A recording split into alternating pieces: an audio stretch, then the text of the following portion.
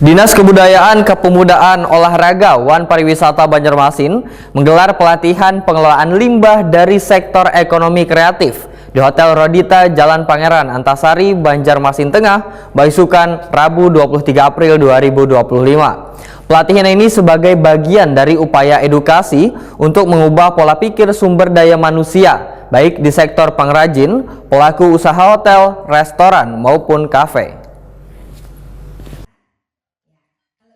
Dinas Kebudayaan, Kepemudaan, Olahraga, Wan Pariwisata Banjarmasin menggelar pelatihan pengelolaan limbah dari sektor ekonomi kreatif di Hotel Rodita, Jalan Pangeran Antasari, Banjarmasin Tengah, Besukan Rabu 23 April 2025. Pelatihan ini sebagai bagian dari upaya edukasi untuk mengubah pola pikir sumber daya manusia, baik di sektor pengrajin, pelaku usaha hotel, restoran, maupun kafe. Wakil Wali Kota Banjarmasin Haji Ananda Wahitakuni Prima TV memedahkan pelatihan ini merupakan langkah awal untuk membenahi tata kelola limbah yang dihasilkan oleh pelaku ekonomi kreatif di Banjarmasin. Haji Ananda memedahkan Banjarmasin memiliki 17 subsektor ekonomi kreatif yang cukup besar, namun sebagian besar belum memiliki standar operasional prosedur terkait pengelolaan limbah. Di antaranya, penanganan limbah dari industri sasirangan yang dalam proses pewarnaannya banyak menggunakan bahan kimia berbahaya. Hari ini adalah tentang pengolahan limbah dari subsektor ekonomi kreatif. Kita tahu bahwa Kota Banjarmasin itu termasuk yang mempunyai ekonomi kreatif yang besar. Kan kita tahu ada 18 atau 17 subsektor, 17 ada 17 subsektor ekonomi kreatif. Jadi kita berharap bahwa di masa kita lagi darurat sampah ini 17 subsektor ekonomi kreatif juga harus membantu pemerintah Kota Banjarmasin, karena kita tahu bahwa subsektor ekonomi kreatif itu punya limbah, dan setahu saya mereka belum memiliki SOP terhadap limbah ini.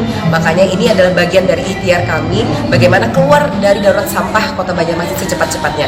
Selain Pak Wali Kota sedang berjuang untuk memperbaiki kondisi dari TPAS Basiri. Bu Nanda tadi menyoroti limbah sasirangan itu gimana tadi? Jadi ternyata pewarna itu kan kita tahu bahwa ekonomi kreatif itu termasuk adalah salah satunya pengrajin sasirangan kan. Pengrajin sasirangan itu kan ada dua, ada yang pakai pewarna buatan, ada yang pakai pewarna natural. Kalau pewarna natural kita tidak usah pikirkan lah, insya Allah itu sifatnya organik. Tapi pewarna buatan ini karena mereka menggunakan pewarna buatan, otomatis limbahnya itu, nah itu yang kita pikirkan kemana mereka membuang sejauh ini, karena itu sangat beracun. Oke, ada intervensi lah Bu untuk para pengrajin sasirangan terkait limbah. Sejauh ini intervensi yang dilakukan oleh pemerintah Kota Banjarmasin melalui Disbud Porapar adalah ya pelatihan seperti ini untuk menggugah dulu kesadaran mereka bahwa yang mereka lakukan itu kalau mereka tidak memiliki SOP berarti salah, itu menyalahi, ibaratnya akan merugikan lingkungan kita. Tapi kami tidak pernah ibaratnya langsung melakukan judgement, tapi intinya adalah kita menumbuhkan kesadaran mereka dulu, kemudian kita akan berikan bagaimana seharusnya mereka bertindak. Ketika sudah diberikan aturannya, mereka masih salah, nah itu baru kita berikan ibaratnya sanksi. PLT Kepala Disbud Porapar Banjarmasin Fitriah menyatakan, sebagian pelaku usaha memang telah bekerja sama dengan pihak ketiga dalam mengelola ratik secara mandiri. Namun masih banyak pula yang hanya mengandalkan jasa pemulung atau membuang ratik langsung ke wadah penampungan sementara. Seperti yang sudah disampaikan ya oleh Ibu Wakil Haji Ananda, bahwa memang kan kita ini perlu memperbaiki dari edukasi SDM-nya, terutama itu dulu. Jadi kita memperbaiki perilaku manusianya dulu supaya mereka itu sadar dalam pengelolaan sampah mereka sendiri. Karena seperti yang apa disampaikan oleh Ibu Wakil, bahwa sampah itu adalah tanggung jawab mereka yang menghasilkan sampah. Mau itu pengrajin, mau itu pelaku usaha hotel, restoran, kafe, mereka harus bertanggung jawab atas sampah yang mereka hasilkan.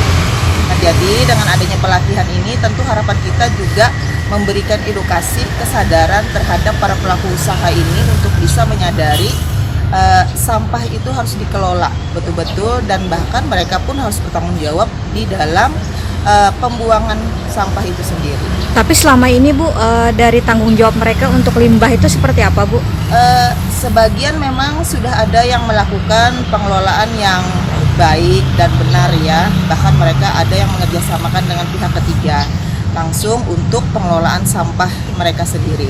Tapi juga masih banyak yang kita temukan di lapangan yang mereka hanya menyerahkan ke paman-paman sampah, sehingga paman-paman sampah ini lagi mereka membuang ke TPS sembarangan dan menghamburkan sampah itu, sehingga itu akan menjadikan juga tumpukan-tumpukan sampah yang artinya nanti kan tidak ada penanggung jawabnya yang betul-betul untuk bisa memilah, karena habis mereka mengambil untuk kepentingan mereka oleh si paman pemulung ini, setelah itu dihambur oleh mereka. Fitria berharap melalui kegiatan ini maka pelaku usaha bisa mengolah ratik maupun limbah yang dihasilkan dengan baik agar kada mencemari lingkungan.